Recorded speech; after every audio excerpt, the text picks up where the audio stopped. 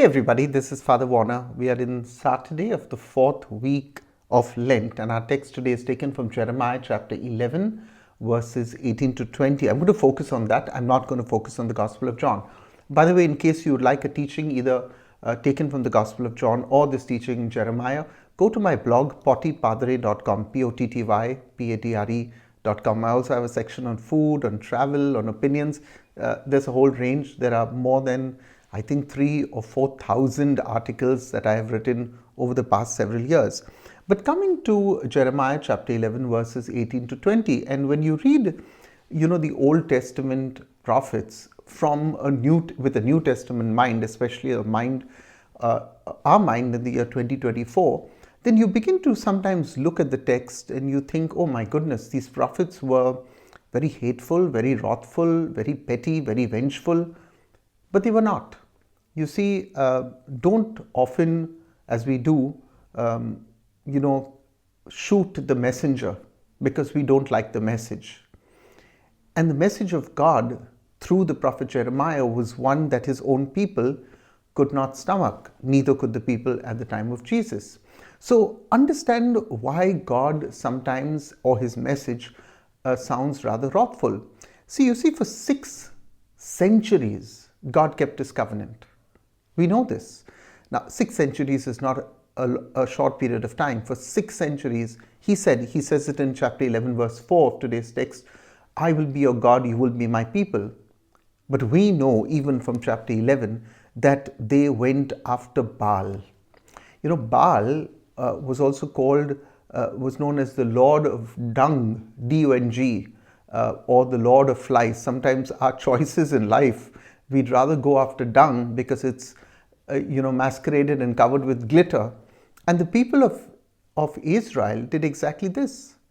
Though God was faithful, they were not faithful.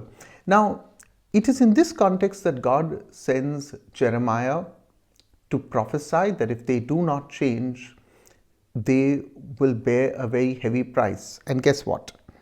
They decided to shoot the messenger. So we know from the life of Jeremiah, in fact, today's text even tells us, verse 9, and the Lord said to me, conspiracy exists among the people of Judah and the inhabitants of Jerusalem. What Jeremiah didn't know was the conspiracy was to kill him. And we know that from today's text, from verse 19, they wanted to kill Jeremiah. And Jeremiah is devastated. He turns to God and he asks God to bring down vengeance on his behalf. Now, straight away, you begin to think of Jeremiah. You might say, how can Jeremiah ask God? How can a good prophet ask God for vengeance?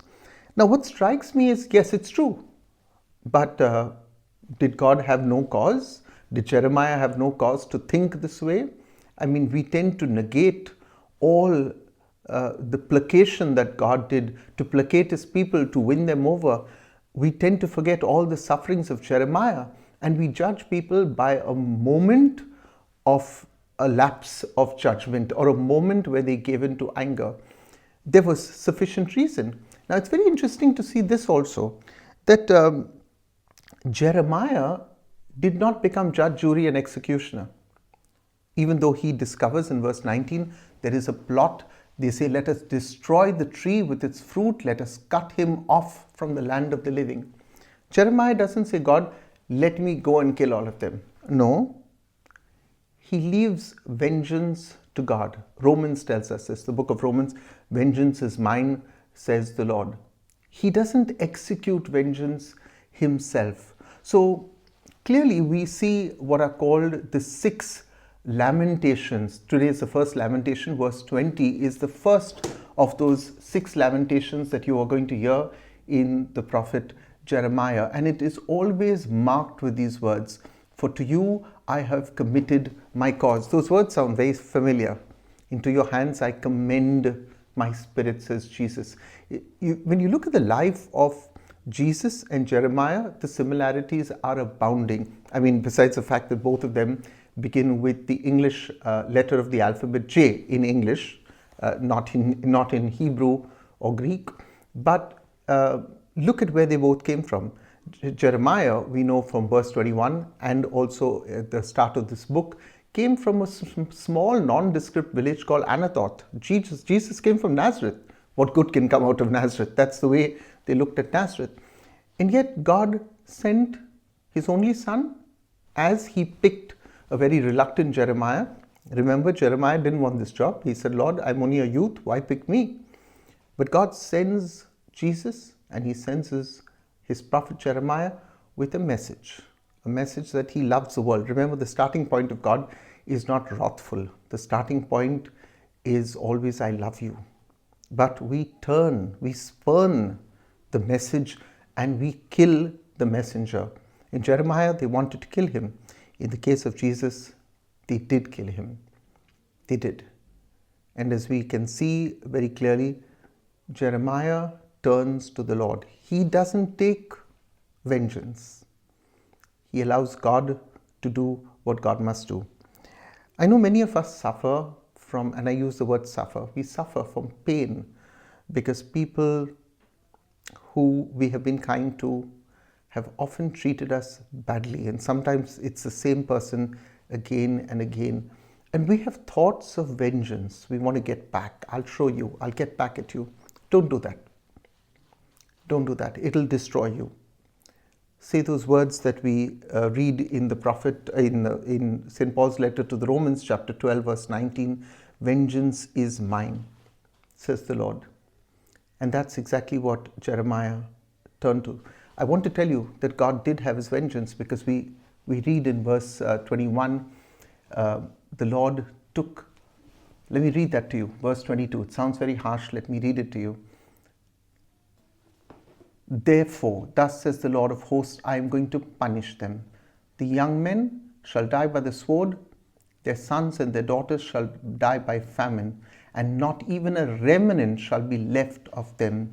For I will bring disaster upon the people of Anathoth, the year of their punishment. And God executed it. And the second thing I want to say is, don't take God's mercy for granted. Don't take it for granted. Because he has not done anything for 6 centuries doesn't mean that our Babylonian exile is round the corner. I hope you enjoyed this teaching. If you did, please share it with your friends. Subscribe to this channel if you haven't. Please leave your comment. I have to still catch up with the comments of yesterday. I want to say thank you in a very special way to some of you who have been visiting me in Goa. I was visited by Laura, who also is from Goa. Thank you, Laura, for your kindness. And several other people, Olavo's wife, I can't remember her name. Several people have been coming in, just enjoying their company. I generally see only one person at a time, one per day, usually at about 7 p.m. when I'm done with my work. Pray for me. Thank you, everybody. And if you want to go to the blog, it's pottypadre.com, POTTYPADRE.com. Bye for now.